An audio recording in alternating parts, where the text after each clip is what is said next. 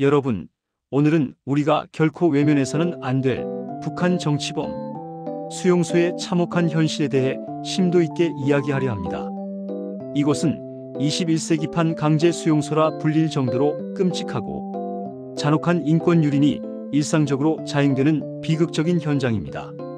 북한 당국은 이러한 수용소의 존재 자체를 공식적으로는 완강히 부인하고 있지만 용감한 탈북자들의 생생하고 구체적인 증언과 국제사회의 끊임없는 예리한 감시를 통해 그 실상이 점차 명확하게 드러나고 있습니다. 정치범 수용소, 흔히 관리소라는 위장된 명칭으로 불리는 이곳은 김일성, 김정일, 김정은으로 이어지는 북한 전체주의 정권에 대한 미세한 비판이나 체제에 조금이라도 반하는 행위를 했다고 간주되는 사람들을 사회와 완전히 격리하기 위해 만들어진 시설입니다. 심지어 개인적인 불만 표출, 단순한 탈북 시도, 허용되지 않은 종교 활동을 했다는 이유만으로도 정치범으로 몰려 수용소에 갇힐 수 있습니다. 정치적 죄라는 명목 아래 너무나 광범위하고 자의적인 불합리한 기준이 무분별하게 적용되고 있는 것입니다. 수용소 운영은 국가보위성이라는 기관에서 총괄적으로 맡고 있습니다. 이들은 정치범에 대한 조사, 수사, 가혹한 처벌 결정, 그리고 비밀 수용시설 관리에 이르기까지 모든 절대적인 권한을 독점하고 있습니다. 수용소 내부에서는 외부와의 연결을 차단하기 위해 군부대식 암호 명칭을 사용하며 철저하게 외부 세계와 격리됩니다.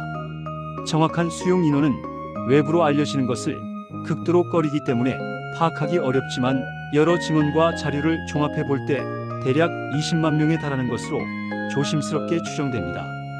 물론 통일연구원의 최근 자료에 따르면 8만에서 12만 명 정도로 감소했다는 분석도 존재하지만 이는 어디까지나 추정치일 뿐이며 여전히 엄청난 숫자의 사람들이 정치범 수용소에서 고통받고 있다는 사실은 변함이 없습니다. 현재 국제사회에 운영 중인 것으로 알려진 악명 높은 수용소는 개천 제14호 관리소, 요덕 제15호 관리소, 화성 제16호 관리소, 개천 제18호 관리소, 청진 제25호 관리소 등입니다. 과거에는 훨씬 더 많은 수용소가 운영되었지만 시대적 상황과 내부적인 통폐합 과정을 거쳐 지금의 형태를 갖추게 되었다고 합니다. 이 수용소들은 크게 완전 통제 구역과 혁명화 구역이라는 두 가지 유형으로 나뉩니다. 완전 통제 구역은 종신 수용을 의미하며 한번 들어가면 살아 돌아올 수 없다는 것을 의미합니다. 반면 혁명화 구역은 비교적 경미한 죄를 지은 사람들이 사상 교육을 받은 후 사회 복귀가 가능하다고 선전하는 구역입니다. 하지만 현실은 이상과는 매우 다르며 혁명화 구역 또한 열악한 환경과 가혹한 처벌로 인해 고통받는 수감자들이 많습니다. 더욱 암울한 사실은 현재 대부분의 수용소가 사실상 완전 통제 구역으로 운영되고 있다는 점입니다.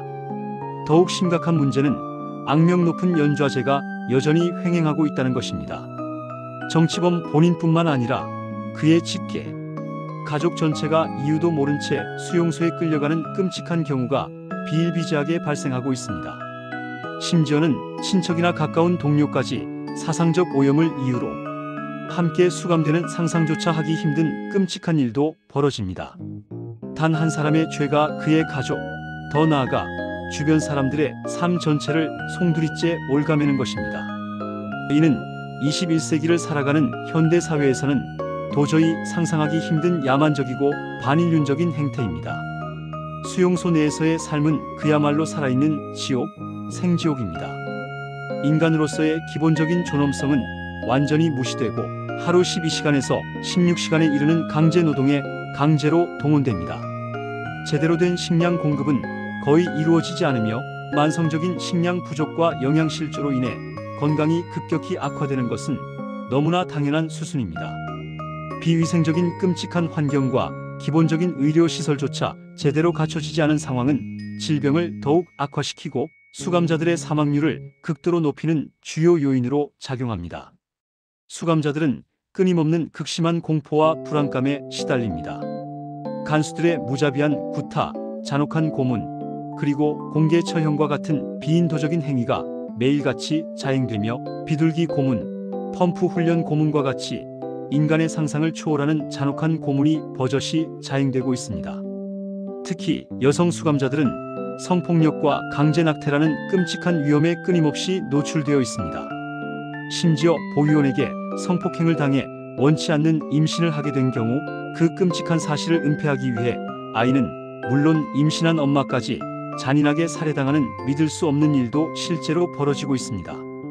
수용소에서 태어난 죄 없는 아이들의 운명은 더욱 비참하고 암울합니다. 이들은 기본적인 교육은 물론 최소한의 의료 혜택조차 제대로 받지 못한 채 방치되며 심지어는 불순분자의 씨앗이라는 이유로 살해당하는 끔찍한 경우도 있습니다. 이 가엾은 아이들은 세상의 빛을 보기도 전에 인간으로서의 기본적인 권리조차 누리지 못한 채 끔찍한 현실 속에서 고통받다 쓰러져가는 것입니다. 탈출을 감행하거나 수용소 규칙을 조금이라도 위반했다는 이유로 잔인한 공개 처형이 수시로 자행되기도 합니다. 특히 다른 수감자들에게 공포심을 심어주기 위해 가족들이 보는 바로 앞에서 처형을 집행하는 끔찍한 경우도 있어 수감자들에게 극심한 정신적 고통과 트라우마를 안겨줍니다. 이러한 끔찍한 인권 유린 행위에 대해 국제사회는 끊임없이 심각한 문제 제기를 하고 있으며 개선을 촉구하고 있습니다. 유엔 인권이사회는 북한 인권특별보고관을 임명하고 북한 인권조사위원회를 설립하여 북한 내 인권 상황을 지속적으로 감시하고 개선을 강력하게 촉구하고 있습니다. 국제 앰네스티, 휴먼라이츠 워치 등 국제적인 인권 단체들은 북한 정치범 수용소의 실상을 전 세계에 폭로하고 북한 정부의 즉각적인 인권 개선을 끈질기게 요구하고 있습니다. 미국, 유럽연합 등은 북한의 이러한 심각한 인권 침해에 대한 책임을 묻기 위해 독자적인 제재를 부과하고 있습니다. 한국 정부를 비롯한 국제사회는 북한을 탈출한 탈북민들의 안정적인 정착을 물심양면으로 지원하고 있으며 북한 인권 문제에 대한 국제적인 인식을 높이기 위한 다양한 활동을 적극적으로 지원하고 있습니다. 하지만 아직 가야 할 길이 멀고 험난합니다. 북한 정부는 여전히 정치범 수용소의 존재 자체를 완강하게 부인하며 국제사회의 정당한 감시 활동을 거부하고 있습니다. 우리는 이러한 북한 당국의 뻔뻔한 태도에 결코 굴하지 않고 북한 인권 문제에 대해 지속적인 관심과 연대를 보여줘야 합니다. 북한 주민들에게 외부 세계의 객관적인 정보를 적극적으로 제공하고 억압된 인권 의식을 고취하기 위한 노력을 멈추지 않아야 합니다. 북한 정치범 수용소의 끔찍한 인권 상황은 더 이상 침묵할 수 없는 심각한 문제입니다.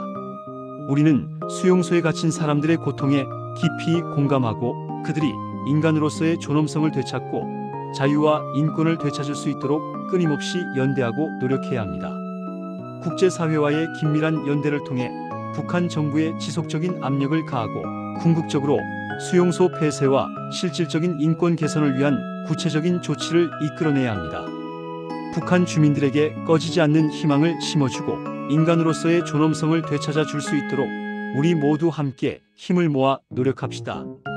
더 자세한 정보는 통일부 북한 인권 포털, 국가인권위원회, 휴먼 라이츠 와치, 앰너스티 인터내셔널 등의 웹사이트에서 확인할 수 있습니다.